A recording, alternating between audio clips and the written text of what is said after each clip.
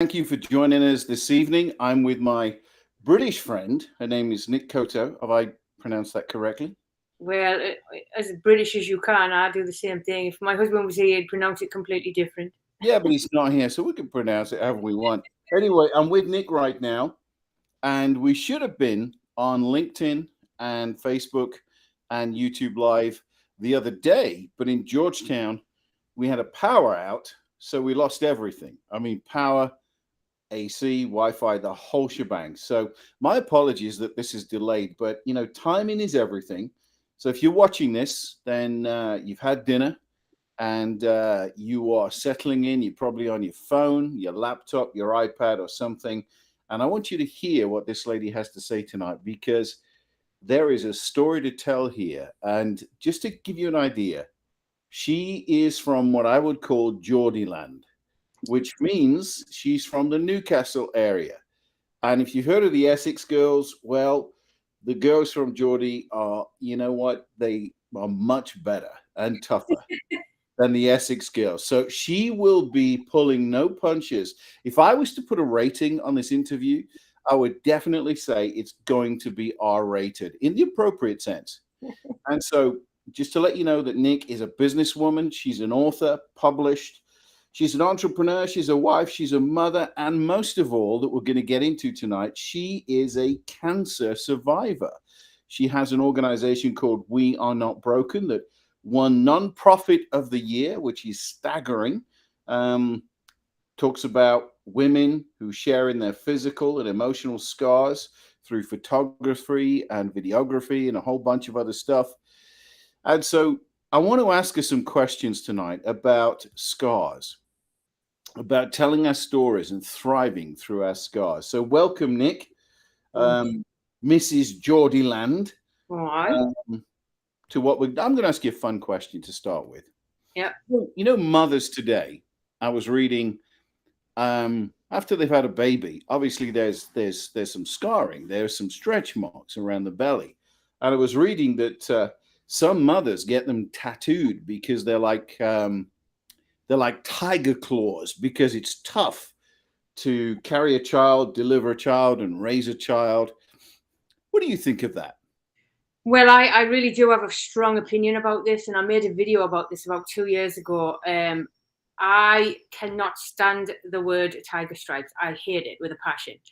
And the reason why is because we're not tigers. We'll never be tigers. Right. We are mothers. We are women who grow human beings inside of us. And the magnitude of that is far beyond ever being a tiger. So So for me, don't call him a tiger stripe. so Nick, I'm going to ask you. It's a politically loaded question today. I'm sorry that it is, but you've just defined a woman. Yeah. Can you be clear again and define what is a woman?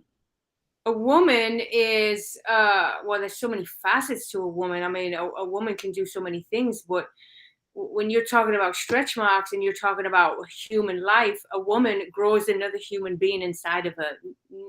No other person on the planet can do that. A woman grows a human being inside of her. I know this may sound ludicrous. Can a man do that? A man cannot do that. Okay. Well, I totally agree with you. So we're on the same page right here. So, what's the difference between internal scars and external scars? So external scars are visible scars, scars that you can see, scars that people can point at and say, oh, what is that? What is that? What happened here? An internal scar could be the scar of loss. You could have lost a child. It could be an invisible illness. You know, I walked around for years with Hashimoto's disease. I had fatigue. I had so many problems and nobody could see that. They just saw this fitness person that was supposed to look like this, but you could not see the inner war that was going on inside of me. That is a scar. That is something that we carry around. Just those things that we can't see. Everybody has got a scar. We're not getting off this planet without a scar. So everyone carries scars. Everybody's got a scar. Have you suffered any particular loss where you carry a scar? I've suffered many, many losses where I carry scars. I carry lots and lots of scars. Yes. Give me a few of them. Well, the scar of holding my sister's hand as she passed away. She's my sister-in-law actually, but she's with my brother since he was 15, and I held her hand as she took her last breath from breast cancer. So that's a huge scar. Losing our first granddaughter, that's a huge scar. That was our first grandchild. There's so many. There's so many. Yeah. Look, I want to get into a few of those with you this evening, but can you just tell me, what are the most common defining scars internally and externally for women specifically? That they're not enough. They're never enough. That's Tell me more about that. So a woman is supposed to look and act a certain way in this society. And it's a society that is completely photoshopped. It's not real, yet we aspire to be something that is not real, right? That is the biggest thread scar I see of every single woman that I talk to. They're not skinny enough. Their hair is not long enough. They're not pretty enough. They don't have this enough, or they're not that enough. And it's all to fit into a box that somebody else dictates what they're supposed to look like. Instead of, hey, look, I'm enough right here, and I'm enough because God created me to be enough. He knit me together inside my mother's womb, and this is what he created me to be. And I think when we grasp hold of that, we become so powerful within ourselves and so free. If someone is watching this and they are one of those boxes, of course, is called plus size. I'm not using it. I'm quoting it. What would you say to a lady that is in that box of plus size? What would you say to her about what she's carrying around? Let it go. Put it down. At the end of the day, when you go in your door, when you go in your house, when you close that door, does your husband love you? Do your children love you? And if that is happening within your house, then nobody else matters, because nobody is paying your bills, nobody is living your life, and nobody is walking your daily life with you every day. You are. You have to carry that burden. Why carry that burden for somebody else? Yeah. Am I correct in saying that you used to be a CrossFitter? Or I was a strength and conditioning coach for 26 years. I was a master fitness trainer, nutritionist.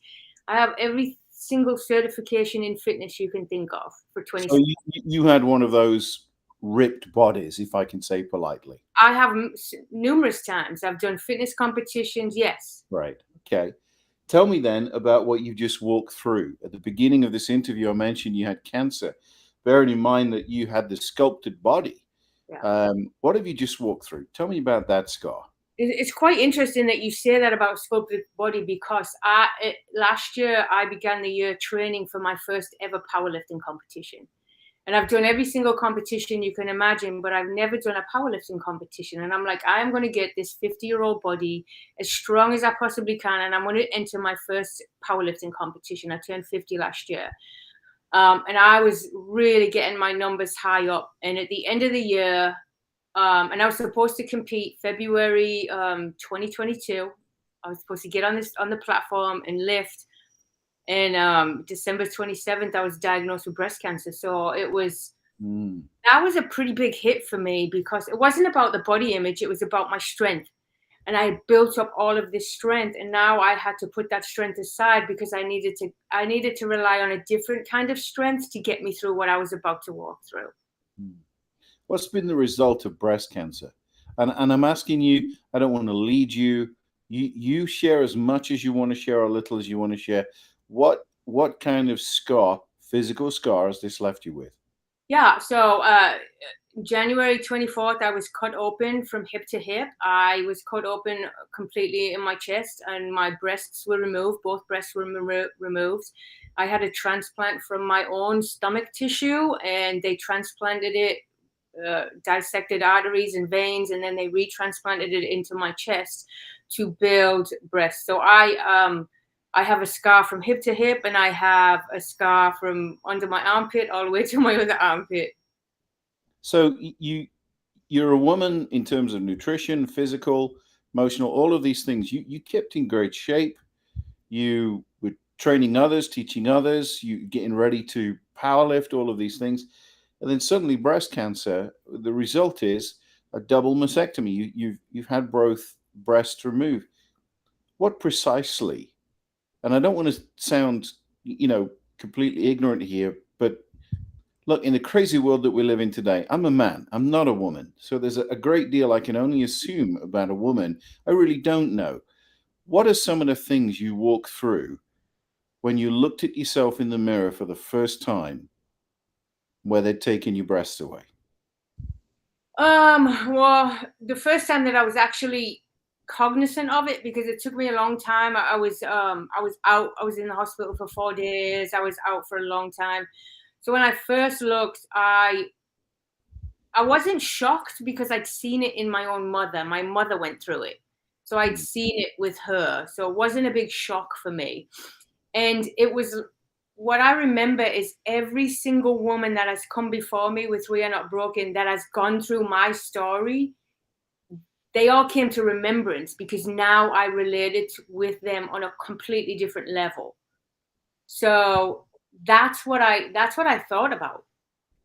I actually thought about. Nick, I know you as a British woman. You're married to a very strong man who served his country. Your husband, your son serving his country. You got a great family, but as a woman, yeah, you have the capacity to turn something into a story to help others. But what, as a woman, were you thinking about your marriage, your femininity, your attractiveness, your husband? Kind of stuff was going through your mind? So I'll tell you, it was not the scars for me because my husband loves me so deeply and I feel that love from him and I'm so secure in that love with him that I don't question the way he looks at me. He looks at me with love and I feel that. That is the honest as honest I can get if truth. My fear came from, you have breast cancer, and my initial thought went to the death of somebody very close to me, and my initial thought was my family without me, and my husband, would he go on and marry again? Would he go on? That was my fear and my thought and my internal struggle was that. Because I love this man so deeply and he loves me so deeply that I can't imagine with somebody else. But if I was to die, what would that look like? So I struggled in that area. I never struggled in what I look like. That man, that man has walked through with everything with me. So you must admit, Nick, that you have an exceptional husband that is not the norm. Yes, I do. Okay, so if there are some guys that are watching this live or they're watching it after the fact in the feed, LinkedIn or Facebook or on YouTube, and in a ridiculous, stupid comment, they said to their wife, "Too fat, you need to lose weight. Yeah. Too skinny, too flat chested. You're too this, you're too that." Come on, give us guys some advice. Well, listen, if I had a husband that said that to me, I'd be like, you can get the door. Get the door. I'll pack your suitcase and you're out. But that's just who I am, right? I'm not going to put up with crap. Yes. And I don't think we as women should put up with crap. And but those things are said behind closed doors. Yes, I do. And I've heard them a lot. And listen, I'm not telling anybody to go out there and leave their husbands, right? Right. But if you are being mistreated by your husband, you need to stand up and say, no, listen, I'm going to take control of the fact that this is me. And if you don't love me the way I love me, and if you don't love me or see me the way God sees me, then I'm going to start praying for you. And you need to make a decision what you need to do. But I'm going to stand firm in who I am right now. Yeah, love it. Absolutely love it. Now I'm going to turn the page here a little bit, Nick. And okay, you've had a double mastectomy. Not your choice. No. You've said from hip to hip, you've got a scar. From armpit to armpit, you've got a scar. Yeah. Physical scar. Not your choice. You have a great, loving, supportive husband. How does that compare? If you could tell me, if you can, to the world that we're living in today of a woman who chooses to be a man, and not because of cancer, but through transgenderism, has a breast removed so she can become a man or at least look like a man. How would you compare your scars to their scars? The only way I can compare my scars to their scars is it was not my choice. It was not my choice. I had no choice. It was either do it or die. So that's the only way I can compare it. But as a woman, are there any other thoughts lingering there of why would you choose this? Well, so I don't know why a woman would choose to do that. The same as I don't know why a man would choose to do go the opposite way. I cannot I really can't sit here and tell you I know why a woman would choose to do that. I really have no idea. And nor do I even want to get into the mind of why a woman would do that or a man would do that. I know that that's a walk that they will have to walk out. And but the fact is, you've said that we all have scars. Yes. But I'm not trying to simplify things, but in your case, you didn't choose those scars, and the emotional scars. You mentioned the death of a grandchild. It's I can't imagine what that is like. I've experienced the death of my mother and my brother, and friends that I love have passed away, and there's been pain there, scars there, but not a grandchild. None of this is you choosing. So if we all carry scars, we don't finish life without scars. Surely some of them, like you don't choose them, but you carry them, but are chosen. And so you cut out there. I didn't hear that last one.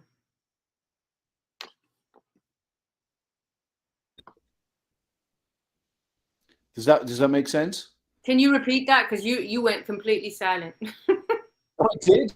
Yeah. I went completely off. It's not the first time I've gone completely off. So if we could put everyone that carries scars through, no one finishes life without scars, like you said. But some people choose them. Yes. They choose those scars. And other people don't choose those scars, like you. So would you agree on that? I would. And let me put this in context for you. Because sin is sin, right? We all agree that sin is sin. Yeah. The same way a woman would choose to take her breasts off to become a man. I've had children come in 15 years old, 13 years old. I've even had grown women come in with self-inflicted scars where they've cut on themselves. It is no different. A scar is a scar to me. The story behind the scar is what is something that needs to be told. Yes. Right? Yeah. So I think you've talked about a few things. I think the biggest story and the biggest scars, of course, would be the hands and the feet and the side of Christ. That one of the oddest things in the Bible is that the Bible tells us that he was beaten in such a way that he was unrecognizable.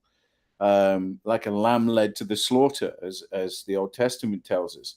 They plucked his beard, they opened up his back, scourged him, crucified him on a cross. But in his resurrected body, he was completely whole, completely restored, and yet he still carried scars in his hands, his feet, and his side.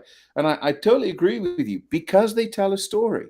When he revealed himself to Thomas, and he said, "Look, here are my hands, my feet. Put your finger in my hands and feet and side." And right now, as the scriptures tell us, as Christ mediates or intercedes for us, that he lifts up those scars to God, his Father.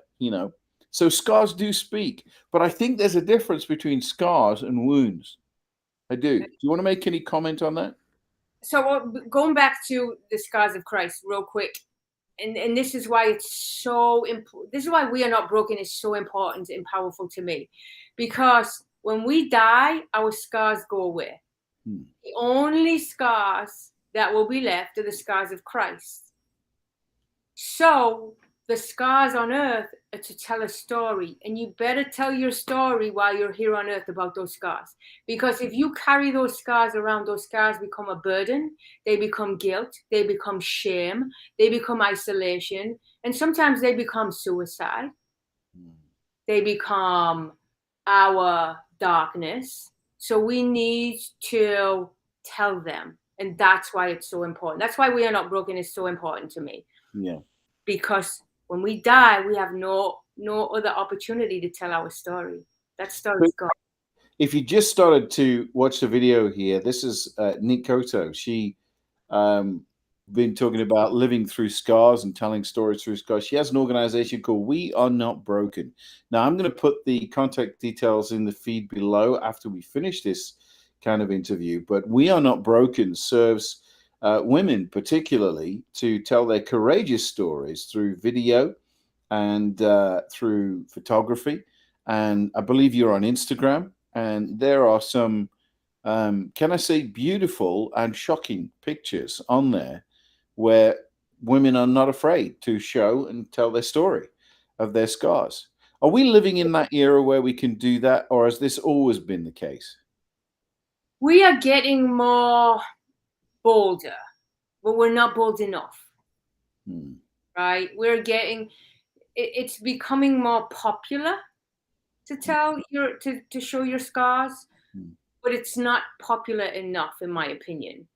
And we need to tell them more, because I still hear women, oh, I could never do that, or I could never do that. But then when I hear women who are flying in from Los Angeles to Georgetown, Texas to tell their story, that blows my mind, right? That is like, okay, we are really capturing something great here. This is a life-saving organization. And I can really say that with real confidence. This is a life-saving organization, because I know women who have had a suicide hotline on their phone because now they've lost a limb and they didn't feel worthy enough, so they were going to kill themselves. What society do we live in where that's happening? What society is it we're living in where a 7-year-old girl just beat brain cancer, has a scar on her head, has no hair, but now has to go back to school and listen to people mocking her and bullying her? What is that? Yeah. What have you seen, Nick, with when women actually come out and tell their stories of their scars, where they take that step? What benefits, what changes do you see in that woman? Oh my goodness. Listen, you imagine walking into a studio and there's two women in there and they don't know you. They have no idea who you are. They're getting ready to unpack their most vulnerable self, their pain, their shame, their guilt, something they've carried for years and nobody's took interest in because it's ugly to the outside world. Yeah. Now you've got two women that just want to serve. We just want to hear your story. And they come in and they clenched up. And we have this amazing dynamic in there where, the hair and makeup, Amanda will be doing their hair and makeup and she's just laughing and just making them feel at ease. And then we get them. I never tell anybody to pause. I'm like, I don't want you to pause. I want you to talk to me. Talk to me while I'm capturing your picture. That's all I want you to do. And if you notice, if you go back and look at the website, you'll notice genuine smiling, genuine happiness. Yeah. When they first come in, they're not like that. So to watch them walk out, not the same as they walked in and they've left their baggage. Oh, it's a fantastic feeling. It's a fantastic feeling. One of the authors that I read most of his books, John Eldridge, he says of every man is haunted with the question, do I have what it takes? And the remedy for that is for an older man to say to a younger man, yeah, you've got what it takes at key moments of his life. But John Eldridge's wife writes that that's different for a woman. She said, every woman is haunted by, am I beautiful? It's the mirror on the wall, who is the fairest of them all. It's what you said earlier, that, the need to be more, the pressure on women. And so are you saying that when people come to We Are Not Broken, they tell their story, they get involved with what you do, that there is change in them Yes. because they've looked in the mirror and the mirror has said, "You're the fairest of them all." And of Yes. course, Christ is our mirror because we're made in the image and likeness of God. So it doesn't matter what body size someone's got. Doesn't matter. And I thank God for that every day, because you know what? My hair went on vacation in my 30s and it never came back home. But my black friends tell me that, I make this look good for a white boy. So my mirror tells me, yeah, the chubbiest, charmingest, handsome. In fact, my two pronouns that I insist on are charming and handsome. Well, my husband thinks you're super cool, so you're in. You're in. So you are giving women hope through their scars. Yeah, it's hope that to me the hope is to be free. Your hope is always to be free. You don't want to be bound by anything. I do not want to be bound by anything. I don't want to be bound by fear. I don't want to be bound by rejection. I don't want to be bound by something somebody else thinks I should be or how I should look. Right? There's so many different things that can bind you in the day, and I don't want to be bound by that. So if I don't want to be bound by that, I have a daughter. You think I want my daughter to be bound by that? Not only that, do you think I want other women to be bound like that? No. Be free. And the freedom comes by just knowing who you are. That's terrific. That's absolutely terrific. Well, these recent, handful of weeks, we've seen the overturning of Roe versus Wade. Any thoughts on that, on the scars that reveals maybe in women? Tell me if I'm wrong. I'm on a board of directors of a brand new organization that actually deals with abortion a lot and the healing that is coming after the abortion. It's called Healed in Mercy. And it's a fantastic organization. And there's a lot of scars that come from abortion. And I've seen it, I've experienced it. And that's why I chose to be on the board of directors of such an amazing organization. Now, I don't know what a woman has to go through to get to that point. I don't know. I can't tell you that. I can tell you when I was very young, the idea I thought if I was to get pregnant young, what would I do? Thank God I never had to make that decision, right? Because that's a decision is something you have to live with, whether it's right, wrong, or indifferent. Whatever decision you make, you have to live with that for the rest of your life. Right. Whether you live with it in a good way, a bad way, whatever, it will cause a scar. Yeah.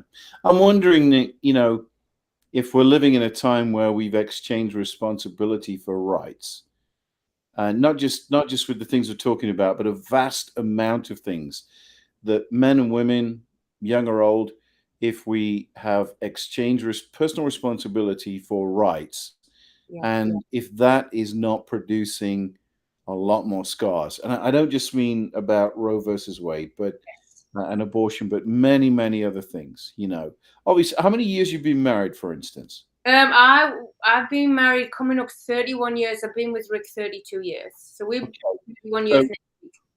You took vows with this man, and like any marriage, there's bound to have been some challenges. He served his country, been away from, all of those things. But you have fought for a promise you made to each other, and taken personal responsibility. So what I'm hearing from you, because I know you more than the audience probably know you, is there's a bigger context to how scars can become trophies and stories that we tell. No one finishes marriage at the end of their life, till death do us part, without having a few scars, one way or another. But I wanted to ask you, your husband, Rick, he served his country. Your son is serving his country right now. What scars do you observe in men? We've been talking about women. Let's talk about men. What do you see the scars are in men? So having two grown sons, and my husband, I think the biggest scars I see of men are can they provide enough for their family? It's I have to be the man I have to be this man that provides and keeps my family safe and fed and clothed and protected, right? So that is something I know for a fact a man will go through his entire life feeling. I have 5 brothers, so I'm very familiar with men. Feel sorry for every single one of them. I'm the oldest, yeah. They'll tell you they feel sorry for themselves too. But I just think the scars of men are, you know, am I going to be good enough to provide for my family? And then for me, my own personal walk has been the scars of war. If you're a military family, then you have seen the scars of war. As obvious as that sounds, put some meat on the bone there. What does that look like? So for me, without telling my husband's story, because that's his story to tell, I will tell you that he was in the military for 26 years, and he has been to combat in Iraq, Afghanistan, Kuwait, Bosnia, Africa, and he's done special forces military missions with the military. He was a Black Hawk pilot. So he didn't come home the same way he left. When he left, I remember when he left for the first time, we were young family, young kids, and he did not come back the same. He's never been the same. But that's the scars of war, right? Yeah. Well, But you recognize them and you love him and you make it happen. oh my goodness, yes, I do, because he recognizes them too. Yeah. You know, I got to preach up in Bellevue, Washington the other day, and then here in Georgetown as well. And I was asked to speak on scars, things that we've been talking about. And, you know, Nick, I think there's a big difference between, you know, bleeding on people from an open wound, especially those who never cut you in the first place, their words or actions or whatever. I do think, you know, from my own observations, that there are a lot of open wounds right now. Yes. That need time to heal. And so they can become scars where we tell a story, like scars of Christ. So if anyone's watching right now that has an open wound, either they're watching live or in the, you know, afterwards when it's on the stream, what would you say to them if it's an open wound that is not yet scarred? Physical, I'm talking emotional. So for me, I would tell them, find somebody who is going through the same thing you're going through. Find somebody who's gone through that wound and can walk through that with you. For me, when I found out I had breast cancer, I did not want to go to my mother because the pain of seeing her child in pain, I could not imagine having to do that for my own child. So I was very cognizant of that. So for me, it was, I need to find somebody who had invasive ductal carcinoma and who's going to have this surgery, and this surgery, and I need to talk to them. And that's what I did. But also what was really helpful for me was I wrote and wrote. Whenever I was in the bed, instead of just lying in the bed, I wrote my feelings, my thoughts, days that I was crying, why I was crying, what I was feeling, you know, everything, the nitty gritty, I wrote it down, because that also helps to create the scar, because you get it out. Whether you can get it out talking, get it out writing. I'm a big believer in writing. I love to write.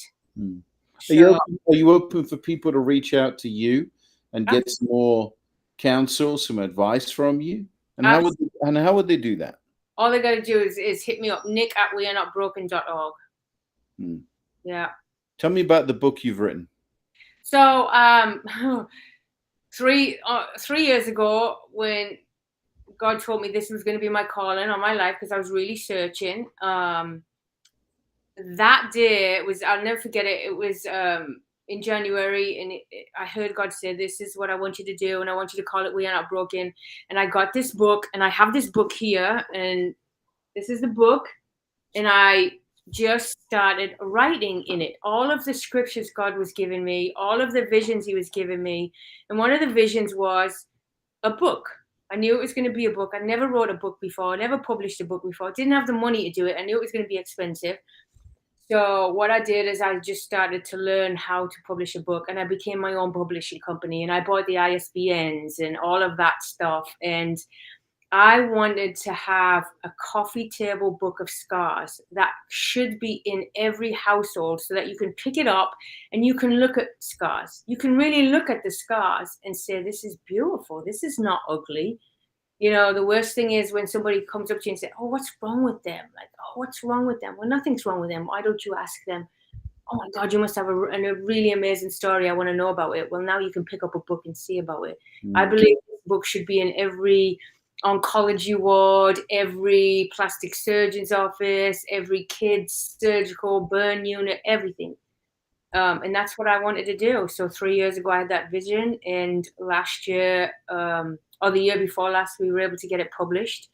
And I was supposed to actually launch it, do a book release, book signing. It was going to be the big 2020 release, 2022 release. And then cancer happened. So It's still in the making. Well, it's actually done. I have 1,000 copies printed. They're in my storage. Yeah. Is it available on Amazon? It's not. I don't know how to get on Amazon yet, but you know what? After this interview, I'm going to tell you how to do that. Okay. Sure, absolutely. You know, I want to tell you a quick story here.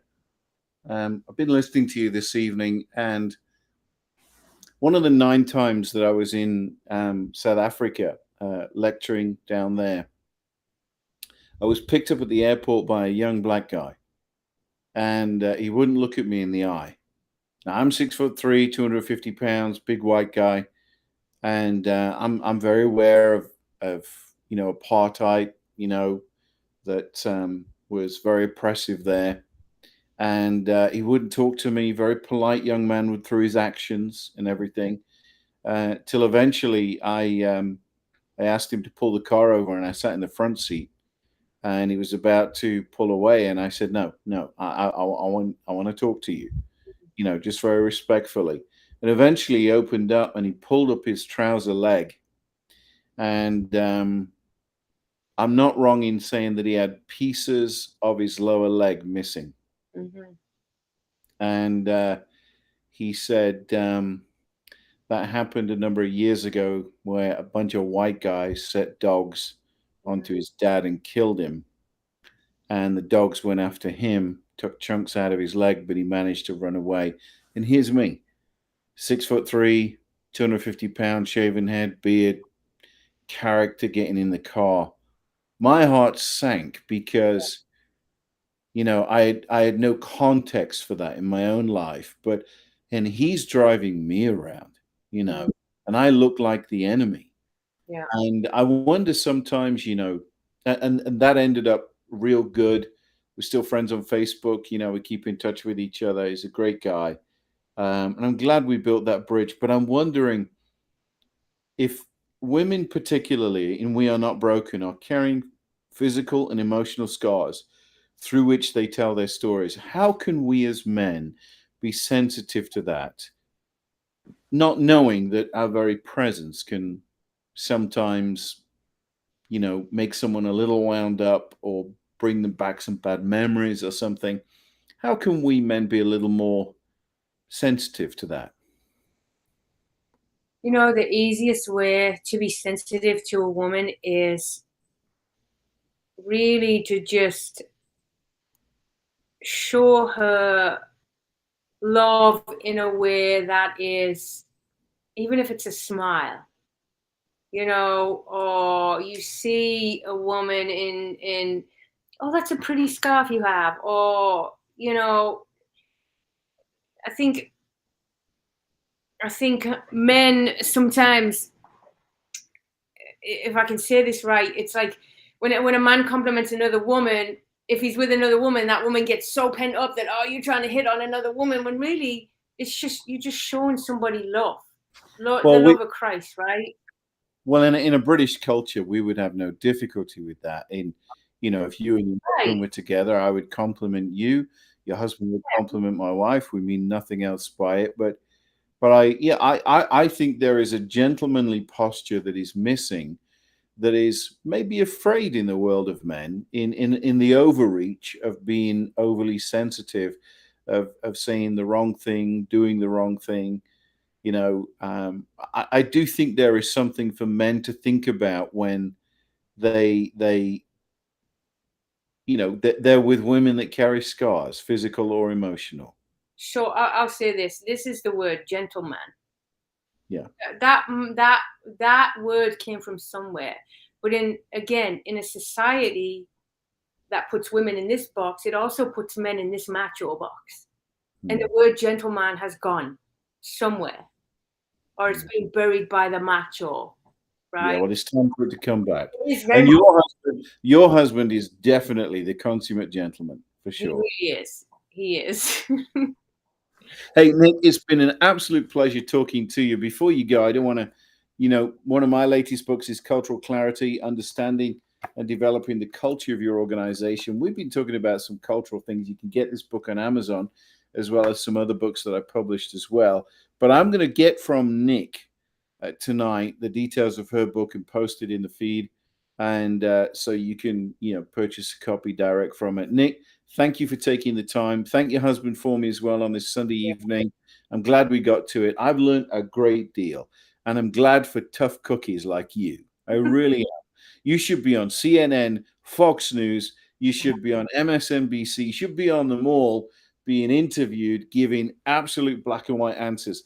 And I'm just gagging for some news anchor to ask you, can you define a woman?